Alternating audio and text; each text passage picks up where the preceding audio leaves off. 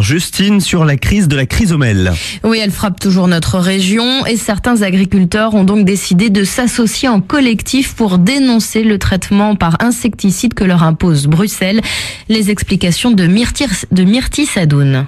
La préfecture se contente d'appliquer cette directive européenne qui impose un traitement insecticide. Un traitement lourd qui, selon les agriculteurs réunis au sein du nouveau collectif, fait davantage de dégâts qu'il ne règle le problème de la chrysomèle.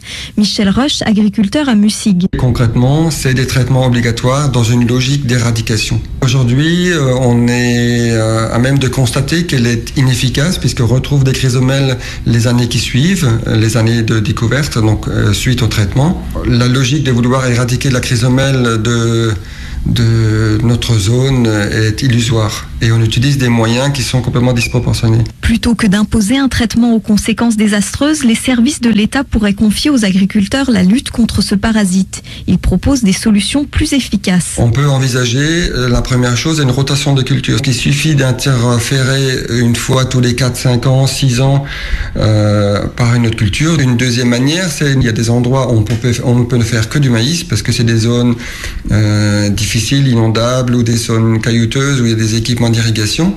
Et là, on peut intervenir avec une lutte chimique mais raisonnée, ciblée. Les agriculteurs entendent bien faire porter leur voix à Bruxelles en faisant circuler une pétition pour que la chrysomèle soit enfin retirée de la liste des organismes nuisibles de la communauté européenne.